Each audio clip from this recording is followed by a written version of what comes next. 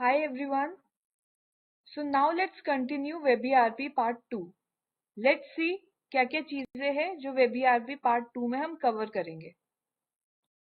Now let's see what is the use of enrich. So आप जैसे ही enrich पे click करोगे seller का अकाउंट खुल जाएगा. Let me show you. So as soon as you will click on enrich, आप seller की profile में लैंड कर जाओगे. You will land on sellers profile और सेलर्स अकाउंट. ठीक है. बाय डिफॉल्ट आप प्रोडक्ट सेक्शन में लैंड कर जाओगे. ठीक है. नाउ गाइज ये आई थिंक सभी को पता होगा कि आप प्रोडक्ट की फोटो तभी ऐड कर सकते हो अगर वेबसाइट सेलर की अवेलेबल हो. अगर उनकी ऑलरेडी वेबसाइट है और अगर वो परमिशन दे देते हैं कि उनकी वेबसाइट से आप प्रोडक्ट की फोटो, प्राइस, नाम, ये सब चीजें ले सकते हो, तो आप अपने साइड से सेलर की प्रोफाइल में वो सारी चीजें ऐड कर सकते हो. राइट. सो हम उसी की बात कर रहे हैं. सपोज आपको photo, price and all add करना है, तो आप कैसे करोगे? सो प्रोडक्ट सेक्शन में जाके जहाँ पे कैमरा का आइकन है, you can click on it और आप अपलोड कर सकते हो फोटो जो भी आपको ऐड करनी है. राइट. सिमिलरली यहाँ पर आप प्रोडक्ट का नाम डाल सकते हो या फिर चेंज भी कर सकते हो. राइट. इसी के साइड में ऐड प्राइस का ऑप्शन है. यहाँ से आप प्रोडक्ट का प्राइस ऐड कर सकते हो. एंड अगर आपको कोई नया प्रोडक्ट ऐड करना है, वो आप ऐड प्रोडक्ट में क्लिक करके नया प्रोडक्ट ऐड कर सकते हो. राइट. सो ये वाला जो प्रोसीजर है ये तब का है अगर सेलर की वेबसाइट अवेलेबल है और वो परमिशन दे देता है कि आप वेबसाइट से चीजें अपडेट कर सकते हो उनके कैटलॉग में या उनकी profile. Alright guys, before explaining this let me tell you, जब आप अपने सेलर को 9696 वाले नंबर पर व्हाट्सएप करने के लिए बोलते हैं प्रोडक्ट की फोटो, तो उनको एक चीज जरूर बताइए कि प्रोडक्ट की फोटो के साथ प्रोडक्ट का नाम लिख के भेजना बहुत जरूरी है. It is mandatory. अगर वो प्रोडक्ट का नाम लिख के नहीं भेजेंगे तो उनकी फोटोज या उनके प्रोडक्ट ऐड नहीं होंगे. राइट. तो उस केस में क्या होगा, लेट मी शो यू. सो अगर वो सिर्फ प्रोडक्ट की फोटोज भेजेंगे तो वो फोटोज एंड डॉक सेक्शन में कलेक्ट हो जाएंगी. राइट. अब आपको इसके बाद क्या करना है, फोटोज एंड डॉक सेक्शन में जाइए और फोटोज को सेव एज फोटोज करिए. ठीक है. These are the step. Let's revise. सबसे पहले तो photos and doc section check करिए जैसे अभी मैंने बताया. आपको उसके बाद click on save as product करना है. राइट. जब आप सेव कर लेंगे वही फोटोज ऐड करिए प्रोडक्ट सेक्शन में एज अ फोटो और प्रोडक्ट का नाम भी साथ साथ अपडेट कर दीजिए. Right. Let's see the further step. So आप जैसे ही सेव एज फोटो में क्लिक करोगे आप इस पेज पे लैंड कर जाओगे. राइट. यहाँ पे बेसिक डिटेल्स के अंदर आप प्रोडक्ट का नाम डाल सकते हो. राइट. सिमिलरली इसके नीचे प्राइस का ऑप्शन है, आप यहाँ पे प्राइस डाल सकते हो. उसके बाद आपको सेव एंड कंटिन्यू पे क्लिक करना है.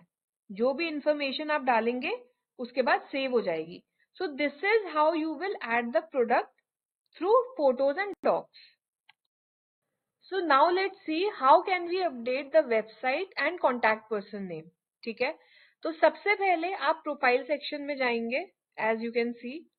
उसके बाद you will go to primary details and उसके बाद you will click on edit option.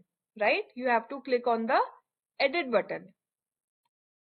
So आप जैसे ही edit option में क्लिक करोगे इस तरीके का पेज आपके सामने खुल जाएगा. राइट. यहाँ पर सबसे पहले आप कॉन्टैक्ट पर्सन नेम अपडेट कर सकते हो सेलर से पूछने के बाद, या सेलर से भी अपडेट करा सकते हो. सिमिलरली यहाँ पे आपको वेबसाइट यूआरएल का ऑप्शन मिलेगा. आप यहाँ पे वेबसाइट यूआरएल भी अपडेट कर सकते हो after asking the seller. So this is how we update contact person name and website. So we have seen the enrich option. Now we'll talk about interested in paid service. आपको हर seller से पूछना है, sir ma'am क्या आप India mart की paid services में जानकारी लेने के लिए या जानने के लिए इंटरेस्टेड है? अगर आपका सेलर बोलता है यस मैं इंटरेस्टेड हूँ, तो आप इसको टिक कर दोगे as it is, you will check the box, right. अगर वो फर्दर आपसे पूछता है पेड सर्विसेज के बारे में बताइए, क्या प्राइस है एंड ऑल दैट, आपको ये सब नहीं बताना है। आप सिंपली इसमें टिक करोगे एंड उनको बोलोगे the team will call you back, alright. अगर आपका सेलर मना करता है, no I am not interested in knowing about the paid service of India IndiaMART, तो आप इसको अनटिक कर दोगे, यानी इसको एज इट इज रहने दोगे, right. Alright guys, so we'll be talking about what happens when the call is completed. So as you can see, add comments, you will update your comments over here, whatever your conversation with the seller was. Alright, you can write the details over here. Alright, now let's see the other option. So when will you enrich your call, or when will I say that my call is disposed under enriched? When you update anything or you make the seller update anything during the call, then the call will get enriched and then you can submit it by clicking on submit. Alright guys, if the seller is saying that okay, tell me the procedure, I'll do it later, so that call you will not count on enriched. Only the calls in which the customer or the seller has updated anything during the call, alright, only those cases are considered to be disposed under enriched and submit. Alright guys, so we have seen disposition as enriched. Now we'll be talking about reschedule. So when will I dispose the case under reschedule? Let's see. So let's just click on reschedule. So if your seller doesn't answer your call, you can reschedule the case, alright. Or if your seller's number is switched off or not reachable, then also you can reschedule the case. Third, if customer disconnects the call, then also you can reschedule it. And lastly, if the customer asked you to call later, then also you can reschedule the case. Guys, one more thing is over there. Suppose I call the customer and if he says to call him back tomorrow at 5 p.m., right? So what will I do? I'll click on reschedule. I'll click on customer asked to call later and I'll click on set reminder. Okay. So when I'll click on set reminder, it will ask me to set a reminder to call back. So suppose if the customer says to call him back tomorrow at 5 p.m., I'll select the date, which is 4th May. Okay. Then I'll select the time, 5 p.m. Okay. I'll click on OK. So I've set the reminder. Guys, listen to me very carefully. This reminder is only valid till 15 minutes. For example, I'm setting a reminder for tomorrow at 5 p.m. The reminder will be only valid till 15 minutes. 5 p.m.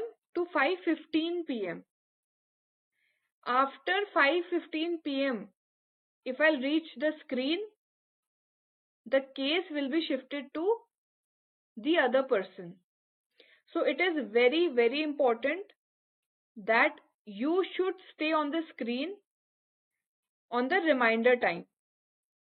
Suppose if the reminder is for 5 p.m., you have to dispose the other cases or you have to be on the screen between 5 to 5:15 p.m. Alright? So now let's see the last disposition, जो कि है rejected. आप किन किन cases में case को reject करोगे? So let's see. First one is business closed. यानी जब सेलर का बिजनेस क्लोज हो जाता है you can reject the case, right. Second is language barrier, यानी हिंदी इंग्लिश के अलावा वो ऐसी लैंग्वेज में बात कर रहा है जो आपको नहीं समझ आ रही है, then also you can reject the case. Wrong contact details, यानी जो कॉन्टैक्ट डिटेल्स है सेलर की वो गलत है। Fourth one is seller requested disable, यानी सेलर ने रिक्वेस्ट करी है अपनी अकाउंट डिसेबल करने के लिए, तो भी आप केस को रिजेक्ट कर सकते हो। And the last one is अगर वो बायर है या वो सेलिंग में इंटरेस्टेड नहीं है तब भी आप केस को रिजेक्ट कर सकते हो। सो अगर इनमें से कोई भी रीजन है then you can reject the case. Guys, thank you so much for watching. Thanks.